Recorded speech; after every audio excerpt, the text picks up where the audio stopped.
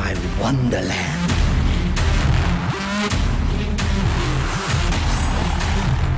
Great Al Ghul will rise again.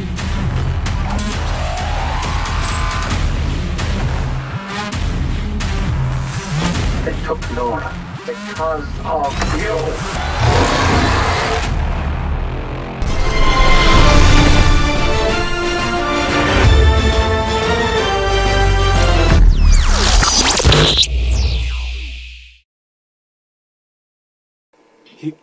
Here we have the final story pack for the Arkham Knight franchise and the DLC that's been waiting for months for players to get. Finally this is out, but is it any good? Well, there's 4 different stories.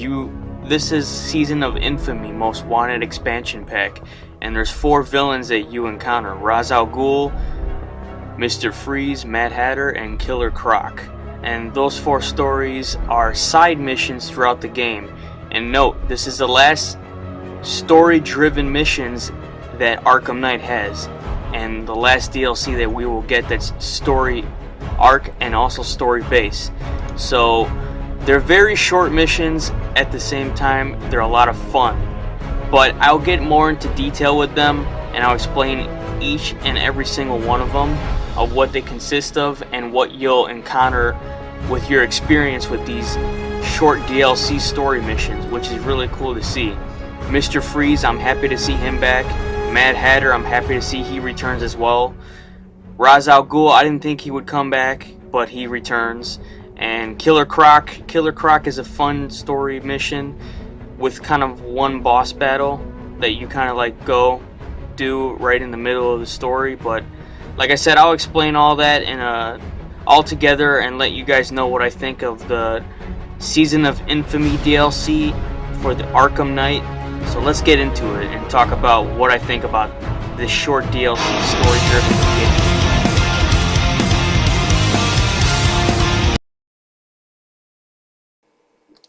So for gameplay and story, you will go to 4 different side missions: Beneath the Surface, In From the Code, Shadow War, and Wonderland. 1 for each of the enemies of Batman. So Beneath the Surface is the campaign that pits you up against the reptilian supervillain Killer Croc.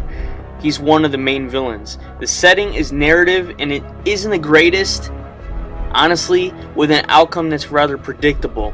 It was kind of a letdown for me, but it's on the briefer side as well. I mean, consisting of platforming, you also got combat and little else. However, it's salvaged by a stellar boss fight, like I said and explained in the beginning, that utilizes the game's dual play mechanic, allowing you to control ally Nightwing in combat. So you'll be able to play as Nightwing once again in this Killer Croc mission, which is a lot of fun. And this is probably the only boss battle that you'll get in this Infamy pack. Mad Hatter's mission 2 is on the weaker side. Honestly, what I thought, dubbed as Wonderland, it puts you through some, fetch quests and detective work, and before long you find yourself at its conclusion, which was real fast, duking it out on hallucination that consists of few combat challenges. So if you like combat challenges, here you go. And while its endgame is refreshingly different from most of Gotham's locations, it gets around maybe even 20 minutes at the most, barely giving you any time to take it in. So the Mad Hatter DLC mission for me was a letdown. The other 2 missions, In From the Code and Shadow War, are fairly short as well, so don't look too much of spending too much time with this. The former has you assisting Mr. Freeze instead of battling him. So like in Arkham City, you help him, but you also fight him in Arkham City. But here, you're only helping him, while the latter sees you squaring off against Ra's al Ghul and his League of Assassins. Nonetheless, these 2 are the strongest out of the 4 campaigns. I mean, I had such a good time.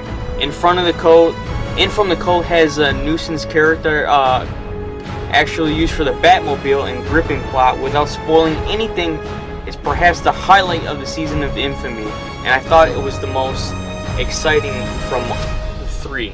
As for Shadow War, it takes place in a brand new location, which is awesome, and sees the Dark Knight smack dab in the middle of 2 warring factions. So think about it. It plays out a bit differently compared to most Arkham Knight thanks to the element of choice at the end, which is awesome. I like making choices.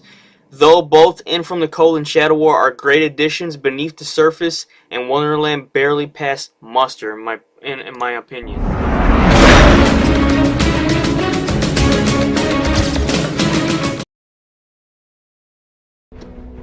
So overall, my final thoughts for this DLC Season of Infamy. I had a lot of fun, even though it was very shortcoming, and you know, from what you expect from a DLC to be short, it was a lot of fun.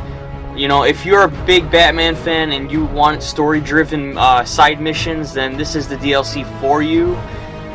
Is it worth the price tag on the PlayStation Network or the Xbox One? Well, that's up to you to decide. I honestly had some fun with it.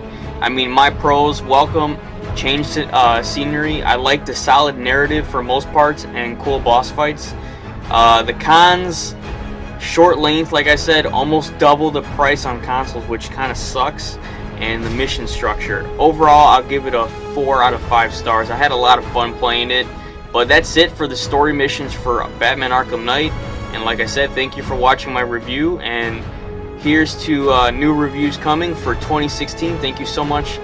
Don't forget to comment, rate, subscribe, and I'll talk to you guys soon. Happy gaming and take care.